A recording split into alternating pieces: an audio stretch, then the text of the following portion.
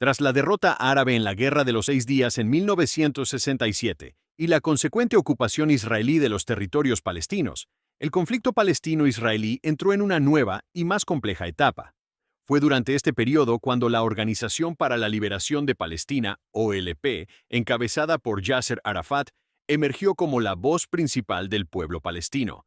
Este capítulo se centra en la evolución del movimiento palestino, el surgimiento de formas de resistencia popular como la Intifada y los intentos por redefinir el futuro de Palestina frente a una ocupación prolongada y una comunidad internacional dividida. La OLP había sido fundada en 1964 bajo el auspicio de la Liga Árabe, concebida inicialmente como una herramienta diplomática más que como una organización verdaderamente representativa del pueblo palestino.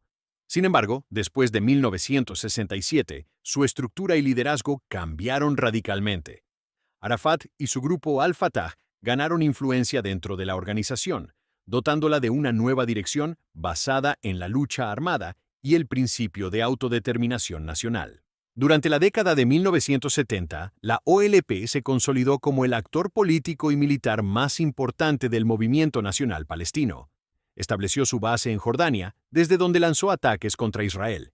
Esta actividad, sin embargo, llevó a un enfrentamiento con el régimen hachemita, desencadenando el llamado Septiembre Negro en 1970, cuando el rey Hussein de Jordania ordenó una brutal represión de las facciones palestinas. Como resultado, la OLP fue expulsada de Jordania y trasladó su cuartel general al Líbano. Desde territorio libanés, la OLP continuó su lucha armada contra Israel y ganó mayor visibilidad internacional. En 1974, la ONU reconoció a la organización como el representante legítimo del pueblo palestino y le otorgó estatus de observador. Ese mismo año, Arafat pronunció un discurso histórico en la Asamblea General de las Naciones Unidas, en el que sostuvo un ramo de olivo en una mano y un fusil en la otra, simbolizando la dualidad entre la lucha y la paz. «No dejen que caiga el ramo de olivo de mi mano», dijo, en un gesto que capturó la atención esencial del movimiento palestino: el deseo de reconocimiento internacional y paz, frente a la necesidad de resistir una ocupación percibida como injusta y opresiva. El Líbano, sin embargo, no ofreció una base segura por mucho tiempo. A medida que la presencia militar de la OLP crecía, también aumentaban las tensiones con las comunidades libanesas, especialmente con los cristianos maronitas, lo que contribuyó al estallido de la Guerra Civil Libanesa en 1975. En 1982, Israel invadió el sur del Líbano con el objetivo de eliminar a la OLP. La guerra fue brutal y culminó con el sitio de Beirut. Bajo la presión internacional, especialmente de Estados Unidos y Francia, la OLP se vio forzada a evacuar la ciudad y reubicarse en Túnez. Ese mismo año ocurrió una de las masacres más atroces del conflicto, la de Sabra y Shatila. En estos campos de refugiados palestinos ubicados en Beirut, milicianos cristianos libaneses masacraron a cientos de civiles palestinos con la complicidad, o al menos la omisión, de las fuerzas israelíes que controlaban el área. Las imágenes del horror recorrieron el mundo y generaron una fuerte condena internacional. En Israel, provocaron protestas masivas y una profunda crisis política que llevó a la renuncia del ministro de Defensa, Ariel Sharon. Mientras tanto, en los territorios ocupados, la frustración y el resentimiento crecían.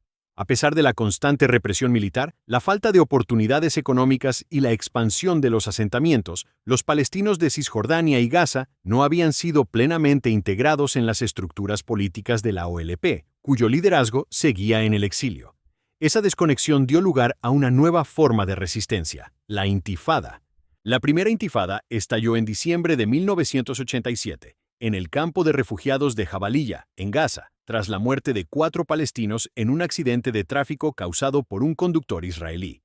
Lo que comenzó como una serie de manifestaciones espontáneas, pronto se transformó en un levantamiento masivo, con protestas, huelgas, boicots y enfrentamientos con el ejército israelí. A diferencia de las acciones armadas de la OLP desde el extranjero, la Intifada era un movimiento popular, local y en gran medida desarmado, que involucraba a amplios sectores de la sociedad palestina, incluidos jóvenes, mujeres y organizaciones civiles. Las imágenes de soldados israelíes reprimiendo a adolescentes con piedras conmocionaron a la opinión pública mundial y ayudaron a cambiar la percepción del conflicto.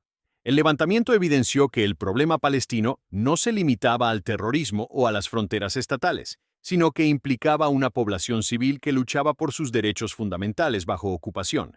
También demostró que, pese a la represión, existía una conciencia nacional fuerte y extendida entre los palestinos. En respuesta a la intifada, el liderazgo de la OLP, desde el exilio, decidió adoptar una postura más pragmática. En 1988, durante una reunión del Consejo Nacional Palestino en Argel, la OLP proclamó el Estado de Palestina y reconoció implícitamente el derecho de Israel a existir, aceptando la Resolución 242 de la ONU como base para las negociaciones.